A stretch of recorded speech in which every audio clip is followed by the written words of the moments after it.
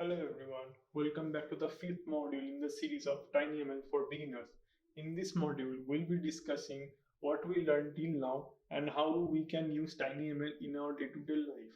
To begin with, we started with a brief introduction into what is ML and what is TinyML, and after that we discussed that how ML works, like how it learns from data and improves over time, and where we use machine learning such as ChatGPT, the filters on Snapchat, Instagram, or whatever the app it may be, health monitoring, smart agriculture, and voice or the home assistant devices like Google Home or Alexa, whatever it may be.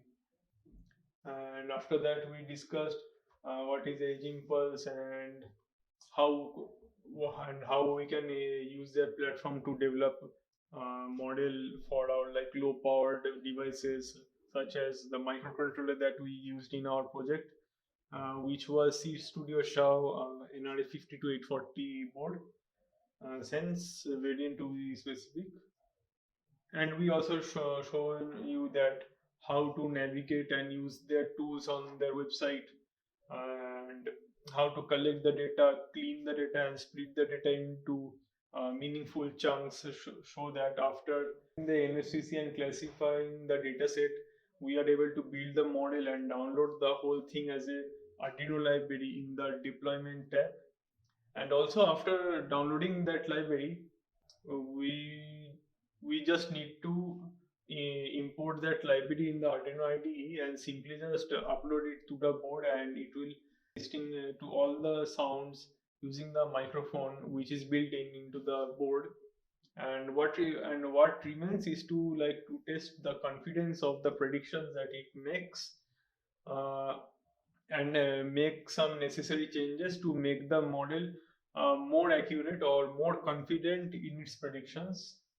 After the previous four modules, you should be able to develop your own model and test them out or tackle some real life problems.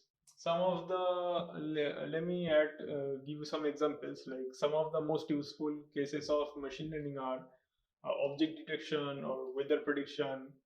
Also, there are also autonomous car and home assistant that you could build using the TinyML that we taught you in this entire series. There is a major advantage in learning TinyML, that what if all the machine learning was on the cloud and the device that you were using was local, or local as in like it is near to you.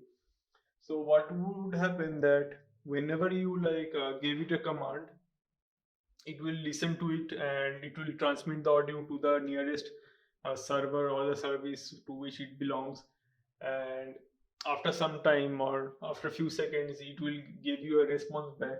So what will happen here, mm, that it firstly it listens to you, and secondly it transmits the data or sends the data over the internet to the nearest server, and server also sends the response back to the device, adding latency.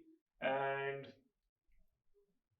imagine that there are not just you, there are several billions and billions of such devices. So we would be running out of the available internet bandwidth pretty quickly, and it doesn't make uh, sense to send every bits of data to the server to for the processing.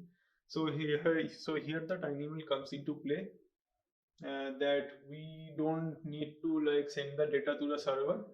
We could send it to the model which is running locally, and it will give us the appropriate output instantaneously, thus reducing the latency and also removing the dependency on the network or the internet.